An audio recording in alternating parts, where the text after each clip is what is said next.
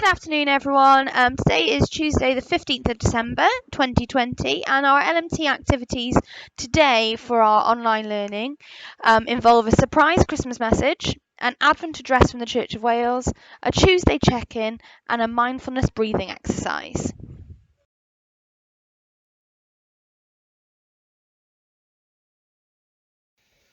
Dolly Clowin, a very Merry Christmas to you. Guess who? That's right, it's Father Christmas coming to you from Montgomery. I'd like to wish each and every one of you children a very Merry Christmas. I bet you're all very busy this year, making your lists, putting your tinsel on the trees. Be very careful not to eat the Christmas decorations this year, because one of my reindeers was taken ill. He ate all the Christmas decorations and he had tinselitis. A very poorly reindeer he was. So as we prepare for Christmas, I would like you all to be very kind to each other and to help your parents and to hang your stockings up early. And on Christmas Eve, I'd like you to go to bed early and be very good children. And if you can put out some mince pies for me, not too many, ho ho ho. And if you could put a carrot for the reindeers and a little drink, that would be superb. I wish you all a very Merry Christmas, Dolly Clowin.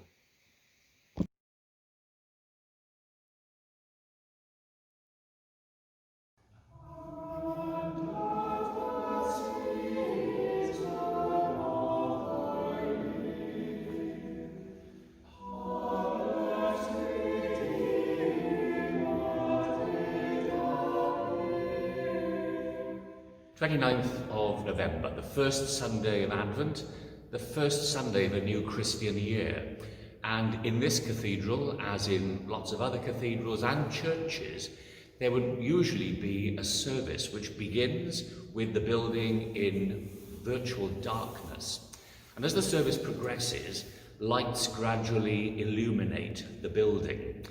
And that's a service of preparation for our celebrating the coming into the world of the Lord Jesus at Christmas, the light of the world dawning.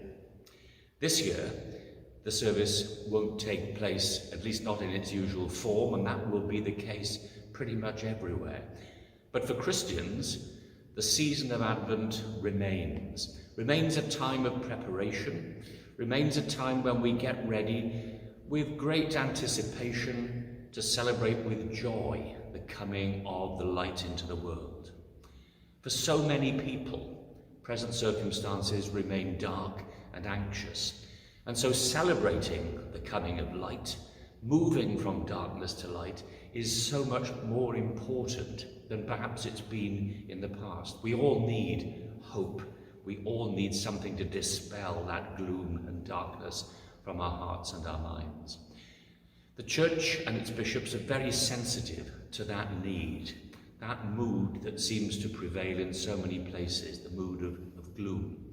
And we're asking people in the season of Advent, as we run up to Christmas, to focus on its real and profound meaning, that preparation for the dawning of light, the breaking into the darkness of that same light.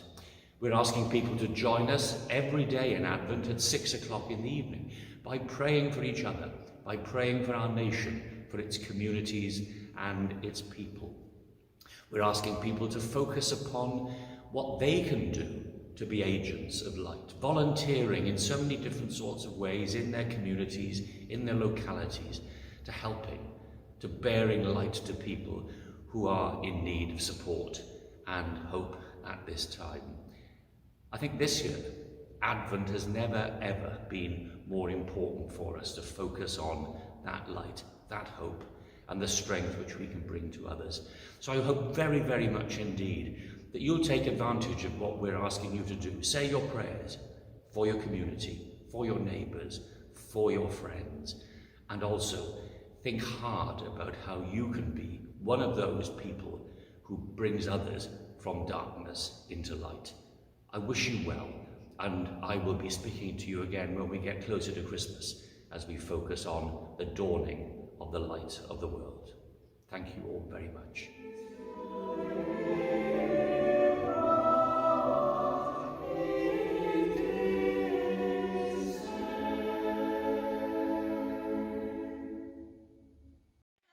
So our Tuesday check-in today is having a look at these different emotions that you can feel, not just during the COVID-19 pandemic, but at all times.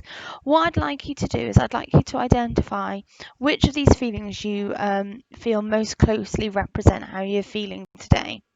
And then have a think like you did yesterday. What other words could you use to describe how you're feeling? If you are choosing the word worried, well, what other words describe that worry?